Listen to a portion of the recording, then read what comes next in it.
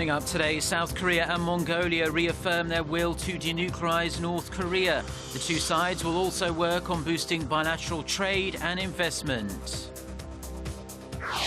No place like home. Scores of Korean travellers who were stranded at an Istanbul airport following an attempted coup in Turkey arrive home safely. The first 3 police officers have been shot dead in Louisiana. 3 more are injured. It comes less than 2 weeks after 5 officers were killed in Dallas. Stay tuned for these stories and more.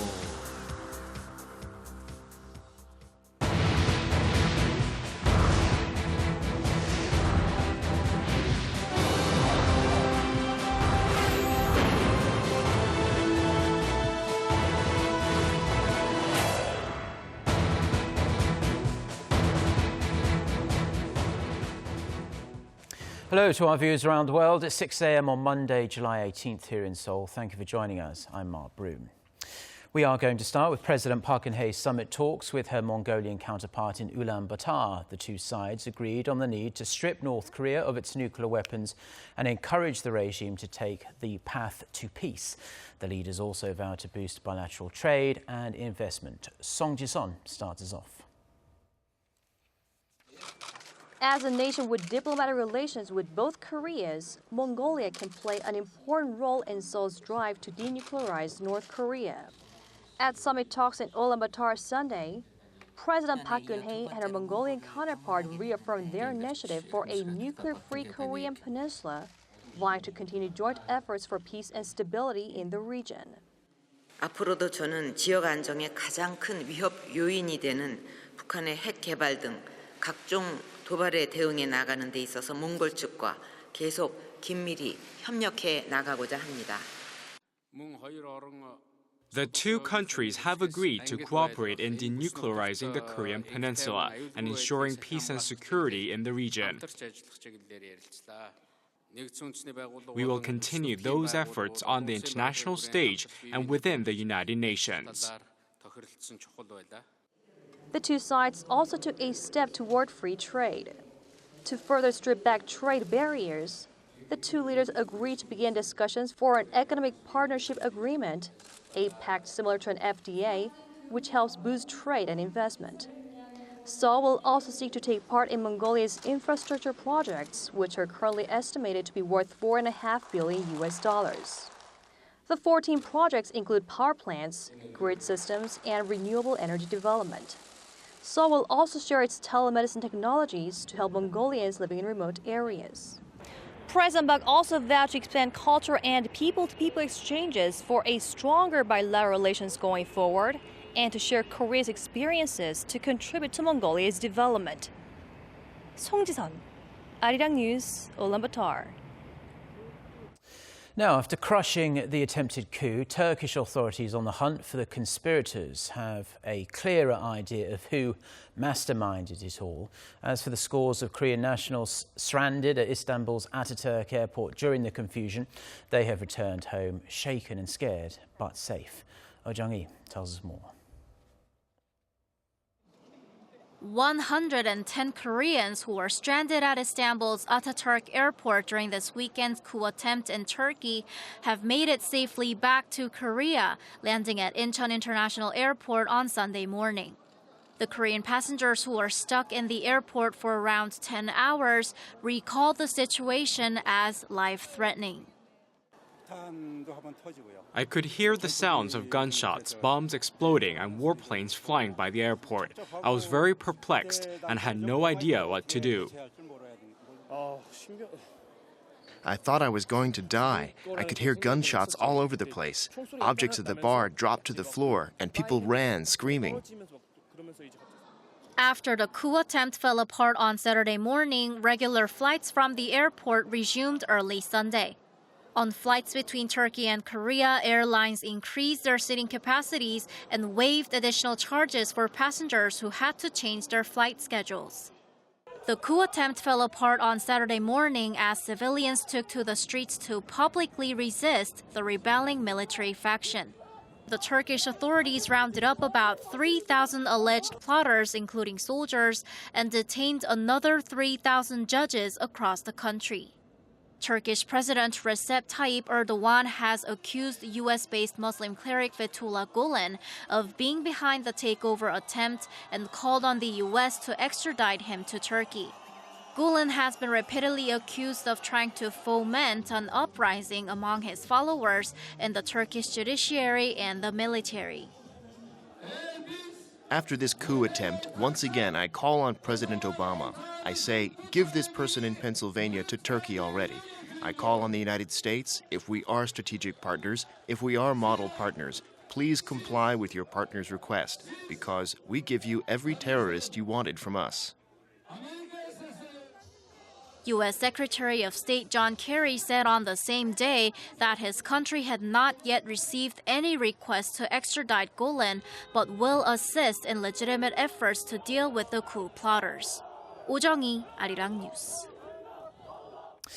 Now, South Korean Prime Minister Hwang Kyo-ahn has called on the government to ensure the safety of Korean nationals travelling or living abroad. The Foreign Ministry's emergency response teams in Nice were told to strengthen the operation of emergency hotlines among Korean companies and organisations following the terror attack there. And following the attempted coup in Turkey, Prime Minister Hwang ordered the government to keep a watchful eye and advise Korean citizens to leave the region or cancel non-essential trips. The government sent a rapid response team to Turkey on Sunday consisting of a foreign ministry official and a police officer to guarantee the safety of Korean nationals still in that country. South Korea and the United States have unveiled plans to reassure South Koreans that the soon-to-be deployed THAAD missile defense system does not pose any risk to human health or the environment. On Monday, the US will allow South Korean media to tour a similar system in Guam. Reporters will be given unprecedented access to the Andersen Air Force Base, where the Alpha battery was set up in 2013 to counter Pyongyang's Musudan missile threats. On Sunday, Seoul's Defense Ministry announced plans to conduct its own three-level inspection in Korea's Seongju County, where THAAD is set to be stationed. They will check on the electromagnetic waves generated by the system's radar, as well as the noise levels and its impact on the surrounding environment. China and Russia have jointly adopted a strong statement against North Korea's nuclear ambitions. A South Korean foreign ministry official says the recent statement issued by the Asia-Europe meeting, or ASEM, was carefully coordinated among the more than 50 member nations, including Pyongyang's two traditional allies. The statement condemned the regime's development of nuclear arms and called for full-scale implementation of the UN Security Council sanctions. This could help quell concerns over a possible obstacle to enforcing the resolutions caused by Beijing and Moscow's strong opposition to the deployment of the US missile defense system known as THAAD to South Korea. The chief policymakers of Korea's three main political parties and Finance Minister Yoo Il-ho will meet on this Monday to outline their proposal for a multi-billion-dollar supplementary budget bill. Minister Yoo, the Saenuri Party's Kim Kwang-lim, the Minju Party's Byun Jae-il and the People's Party's Kim Song-shik will meet early Monday morning at the National Assembly to share ideas on the path of the budget proposal, which could be submitted to Parliament by the end of this month. On Sunday, the People's Party representative told reporters that the common key word from each of the parties last month was the societal gap in Korea, and said they also plan to discuss alternative measures on the issue at today's meeting. 3 police officers have been shot dead and 3 others injured in a shooting in Baton Rouge, Louisiana. The gunman, who was armed with an assault rifle and wearing a mask and black fatigues, was killed in the shootout. Police are still looking for 2 more suspects who were also wearing all black. The motive for this latest attack on police is still unclear, though. The shooting comes less than 2 weeks after the fatal shooting of a black man by police officers sparked protests in that city. President Barack Obama condemned Sunday's shootings in the strongest sense of the word, calling the attack cowardly and reprehensible. He pledged full support to the Baton Rouge Police Department, describing its fallen officers as our fellow Americans. Now, the race for the US presidential election is heating up, with Republican and Democratic parties holding conventions this week and the following week to officially nominate their candidates for the race, Donald Trump and Hillary Clinton. And amid the heat, minority civic organizations in the US are actively engaging Asian Americans, including Korean Americans, to ensure they make their voices heard. Park Ji-won reports. A group of Korean American students are approaching shoppers in Fort Lee, New Jersey, aiming to help them with voter registration. They are summer interns at a civic organization called Korean American Civic Empowerment. We just realized how not much of an impact our Korean Americans had in the politics, in the American politics. So we wanted to take an opportunity through our activities such as voters registration and kind of letting the Korean American community know about the U.S. politics and how we can get more involved. Founded in New York in 1996, the organization has helped around 35,000 Korean Americans register to vote, as they believe voting is the most effective way to make the community's voice heard. Raising voter turnout is their main goal, among other things. We want to significantly boost the voter turnout rate of the Korean American voters across the country. Since 2014, the group has been holding an annual 3-day conference in Washington to reach more Korean Americans. Every year, 500 Korean Americans from about 20 states, they join that conference and they discuss how we can improve our civic engagement. There are about 100 Asian American civic organizations in the U.S. aiming to protect the civil rights of Asian ethnic minorities. Headquartered in New York, the Asian American Legal Defense and Education Fund is one of those organizations. An official says one of their most successful programs is their own Asian American exit poll. We started this in 1988 to report out to the national media what the Asian American electorate looks like, how they're voting, and what issues are important to them. So hopefully we can be included in the conversation, and elected officials will start paying attention to our community. And hopefully that translates into our community receiving the assistance and the attention that it deserves. Studies have shown that high minority voter turnout played a huge role in President Obama's win in the last 2 elections.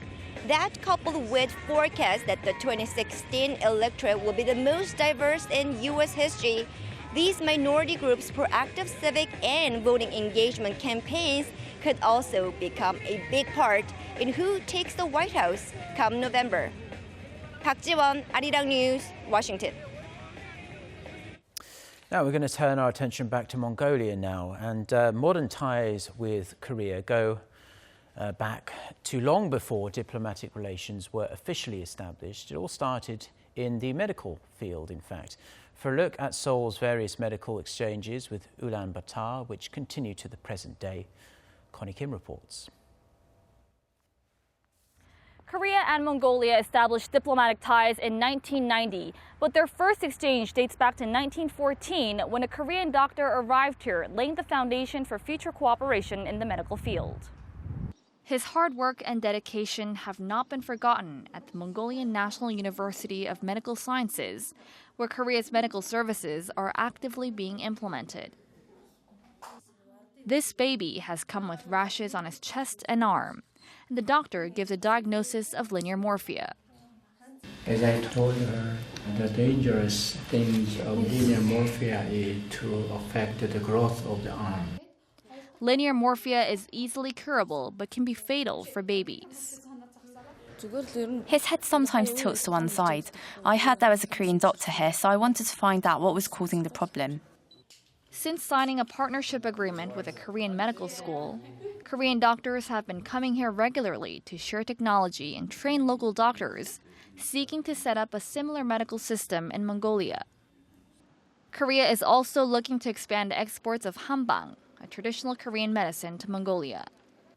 Acupuncture has been especially popular for locals, as patients say the effects are incomparable to any other treatment. At first, I went to a Mongolian hospital for acupuncture, and I was hospitalized for 2 weeks. But I didn't feel any better. I heard there was a Korean doctor here, so I came for treatment. There are many similarities between Korean and Mongolian Oriental clinics. Acupuncture for Mongolians is a good fit, and the herbal medicine is of a high quality, so the treatment at this clinic is very effective. After receiving treatment here, patients say they feel much better. Since this clinic opened more than a decade ago, around 267,000 patients have come here for treatment. This figure includes repeat patients, but considering the population of Mongolia is only 3 million, it shows how in demand Oriental medicine is here. The Korean medical system is on stable ground in Mongolia, and doctors in the country say the task now is to bring in more Korean physicians regularly and bring in infrastructure to develop a long-term medical system fit for the country. Connie Kim, Arirang News, Ulaanbaatar.